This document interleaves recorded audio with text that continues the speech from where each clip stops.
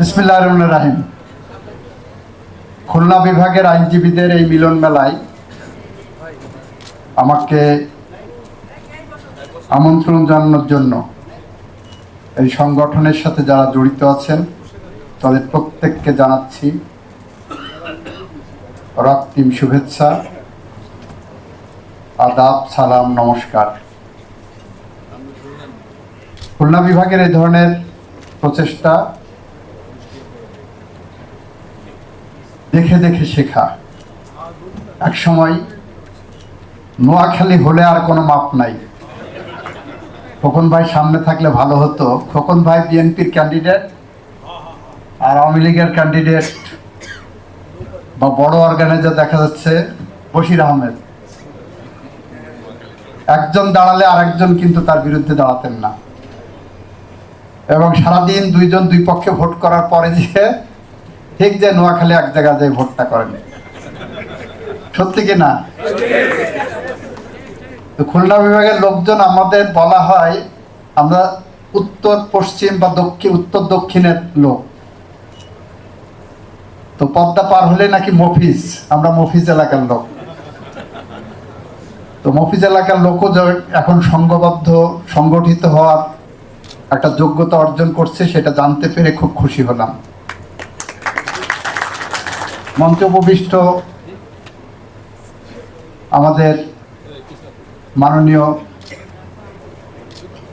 MP আর কাউন্সিলের vice chairman Joynal Abedin সাহেব, উনি সাগরের ওপার থেকে নোয়াখালীর বাতাসও পান, এপার থেকে সুন্দরবনের বাতাসও পান, খুলনার বাতাসও পান। উনি সারা বাংলাদেশকে কিভাবে এক জায়গায় করে রাখতে হয় সেটা খুব ভালো করে জানেন। ওনার কাছ থেকে বাদল ভাই শিখছেন আস্তে আস্তে। বাদল ভাই একটা সহজ সরল নিপাট ভদ্রলোকের ডেফিনেশন ছিল। বাদল ভাই কিন্তু আস্তে আস্তে সঙ্গদোষে লোহাভাসে সেই জায়গায় চলে যাচ্ছে। আর আমি আজকে বললাম একটু আগে একটু কথা, মুন্নাপা অবশ্য আমাকে নিষেধ করছে বলতে। সারাদিন আজকে মুন্নিয়াপার সাথে বিকালবেলা দেখা, আসলাম এখানে বসলাম বাম পাশে মুন্নিয়াপা, এখানে বসলাম বাম পাশে মুন্নিয়াপা, বড় বোন। কি আর বলি বলেন? তো বললাম আস্তে করে, কি কপাল, আজকে পরের বউকে শুধু বাম পাশে বসাতে হচ্ছে। কিছু করার নাই। নওশাদ জামিল ভাই আছেন, সানি ভাই, বিশ্ববিদ্যালয় থেকে আমি তাকে অসম্ভব শ্রদ্ধা করি। আমাকে সত্যিকার অর্থেই যদি মন থেকে কোনো শ্রদ্ধার জায়গা আসে, নওশাদ জামিল একজন, তাদের একজন। এখানে যারা উপস্থিত আছেন খুলনা বিভাগে, তাদের জন্য বলার কিছু নাই। আপনারা নিজেরাই সংগঠিত হয়েছেন, সংঘবদ্ধ হয়েছেন।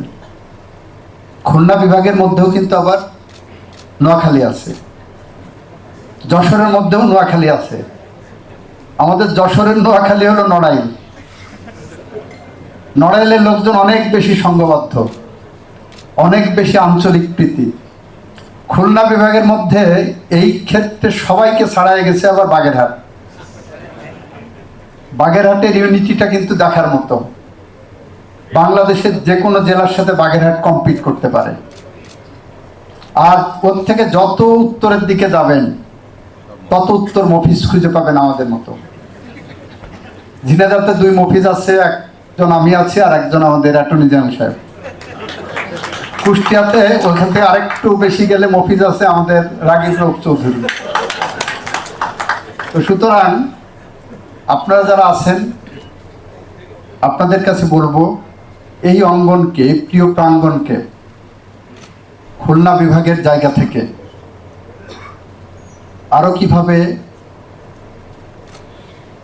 বসবাসযোগ্য করে তোলা যায় বলতে তো পারবো না, পেশাযোগ্য করে তোলা যায়, সেই জায়গাটা আপনারা একটু খেয়াল রাখবেন। দেখেন, গতকালকে আসছিলাম, আমাদের সাবেক স্পিকার, সাবেক রাষ্ট্রপতি জনাব জমিরুদ্দিন সরকার সাহেব, যিনি বাংলাদেশের মানুষের আদর্শের প্রতিবিম্ব। তার সততা, নিষ্ঠা, দক্ষতা, জ্ঞান, গরিমায় উনি ছিলেন এক এবং অনন্য। জমিরুদ্দিন সরকার সাহেব এই অঙ্গনকে যে আদর্শ নিয়ে, যে ব্যবহার নিয়ে, যে দৃষ্টিভঙ্গি নিয়ে পথ চলার সাহস জুগিয়েছেন, পথ দেখিয়েছেন, আলোর পথ দেখিয়েছেন, তার সেই সমস্ত অনুকরণীয় দৃষ্টান্তগুলো যাতে আপনারা খুলনা বিভাগের আইনজীবীদের মধ্যে ছড়াতে পারেন, অন্তত সেই অনুরোধটুকু করব। খুলনা বিভাগের আইনজীবীদের মধ্যে অনেক গর্বের, অহংকারের একজন আইনজীবী কিন্তু ব্যারিস্টার আমিরুল ইসলাম। ব্যারিস্টার আমিরুল ইসলামের সাথে আমার রাজনৈতিক দৃষ্টিভঙ্গির পার্থক্য থাকতে পারে, কিন্তু উনি বাংলাদেশের সংবিধানের মুখবন্ধ লেখায় জনবদ্ধ ভূমিকা রেখেছেন।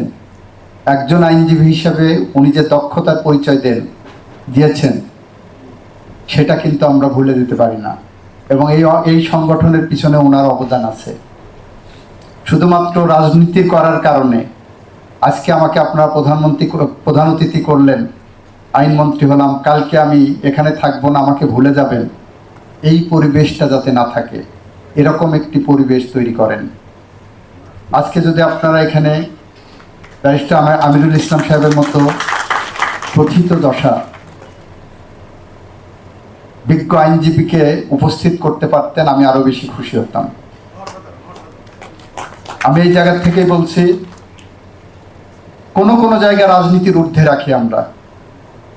সমাজকে বিভক্তির যে জায়গায় নিয়ে যাওয়া হয়েছিল অসুস্থ রাজনীতি দিয়ে, আমরা সেই সমাজকে একটা জায়গায় আনার চেষ্টা করি। Politics of reconciliation. Nelson Mandela 27 বছর কারাগারে ছিলেন। 27 বছর কারাগার থেকে 27 বছর পর মুক্তির পরে অনেকে ভেবেছিলেন দক্ষিণ আফ্রিকায় রক্তের গঙ্গা বয়ে যাবে, সেখানে শ্বেতাঙ্গরা আর বাস করতে পারবে না। কিন্তু ফকির আলমগীরের একটি কথা, একটি গানের কলি ছিল, কালো কালো মানুষের দেশে সেই কালো মাটিতে তোমার মুক্তির গান শুনি, নেলসন ম্যান্ডেলা তুমি। সেই নেলসন ম্যান্ডেলা মুক্তির গান মূলত ওনার মুক্তির পরে গিয়েছিলেন। তার মুক্তির গান ছিল পলিটিক্স অফ রিকনসিলিয়েশন, ঐক্যের ডাক। দক্ষিণ আফ্রিকাবাসীকে উনি এক কাতারে দাঁড় করিয়েছিলেন। রক্তপাত হয়নি, প্রতিশোধ নেননি। আমাদের সমসাময়িক সময়ে এসে যখন আমাদের এখানে নৈরাজ্যবাদী সরকার, ফ্যাসিস্ট সরকার নির্যাতন নিপীড়নের মাত্রা এমন একটা জায়গায় নিয়ে গিয়েছিল, তখন গণতান্ত্রিক পরিবেশে ফেরার কথা বললেই, অবাধ সুষ্ঠু নির্বাচনের কথা বললেই, আইনের শাসন কথা বললেই, মানবাধিকারের কথা বললেই, ন্যায় বিচারের কথা বললেই, ভোটাধিকারের কথা বললেই তাদের একটা ক্যাম্পেইন ছিল, যদি আওয়ামী লীগ ক্ষমতা থেকে চলে যায়, প্রথম দিনেই বাংলাদেশে মিলিয়ন মিলিয়ন মানুষ মারা যাবে, রক্তের গঙ্গা বয়ে যাবে, এরকম একটি ধারণা দেওয়ার চেষ্টা করেছিল। আমাদের নেতা, বাংলাদেশের মাননীয় প্রধানমন্ত্রী তারেক রহমান প্রমাণ করেছেন রাজনীতি প্রতিশোধের জায়গা নয়, প্রতিশোধের খেলা নয়। যে কারণে বিএনপি দায়িত্ব গ্রহণ করার পরে, সরকারে আসার পরে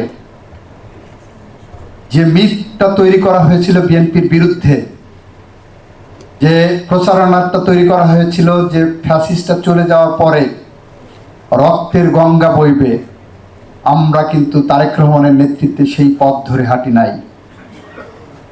আমরা হাঁটছি একটি সুন্দর বাংলাদেশের জন্য, আমরা হাঁটছি একটি সোনালী বাংলাদেশের জন্য, আমরা হাঁটছি একটি রূপকথার বাংলাদেশের জন্য, আমরা হাঁটছি তারেক রহমানের আই হ্যাভ এ প্ল্যানের অংশ হিসাবে, তার সৈনিক হিসাবে এই বাংলাদেশকে আগামী শিশুর বাসযোগ্য করে গড়ে তুলে দেওয়ার জন্য। আমাদের সে হাঁটার পথে, আমাদের সেই স্বপ্নের পথে, আমাদের সেই স্বপ্নের সারথি হিসাবে আমরা আপনাদেরকে সাথে চেয়েছি, পাশে চেয়েছি, ঠিক যেমন করে আপনারা সংঘবদ্ধভাবে আজকে খুলনা বিভাগীয় আইনজীবী সমিতির এই কর্মসূচি পালন করছেন। এই সমস্ত কর্মসূচির মধ্যে যতটা সম্ভব রাজনৈতিক বিভেদকে দূরে সরিয়ে রাখবেন, যতটা সম্ভব এটাকে শুধুমাত্র সামাজিক সংগঠন হিসাবে আইনজীবীদের কল্যাণে, আইনজীবীদের বিকাশে আপনারা সহযোগিতা করবেন, এটা আমাদের প্রত্যাশা। আমি যখন ঢাকা বিশ্ববিদ্যালয়ে ভর্তি হয়েছিলাম তখন এসে শুনি আমরা যে এলাকা থেকে এসেছি, শৈলকুপা, যেখানে অস্ত্রের ঝনঝনানি চলতো, যেখানে লেখাপড়ার হার অতটা বেশি ছিল না, ঢাকা বিশ্ববিদ্যালয়মুখী খুব কম ছিল, অধিকাংশ রাজশাহী বিশ্ববিদ্যালয়মুখী ছিল। আমরা এসে সেই জায়গাটায় দাঁড়ালাম। আমার আগের জেনারেশন যারা ছিল তারা ঢাকা আসলে হলে সিট না পাইলে কাকরাইল মসজিদে যে ঘুমাতে হতো, কারণ বরিশাল, সিলেট, নোয়াখালী, ময়মনসিংহ এই এলাকার ছেলেদের কিন্তু তাদের বড় ভাইরা এসে সিট দিত। আমাদের এলাকায় ওইরকম বড় ভাই ছিল না। আস্তে আস্তে একে একে করতে করতে এমন একটা জায়গায় আমরা গেছি, সেখানে খুলনা বিভাগের প্রত্যেকটা জেলার থেকে এক ঝাঁক মেধাবী তরুণ ঢাকা বিশ্ববিদ্যালয়ে প্রতি বছর ভর্তি হচ্ছে। ঠিক একইভাবে খুলনা বিভাগের থেকে একে একে আইনজীবী বের হচ্ছেন, ভালো ভালো আইনজীবী।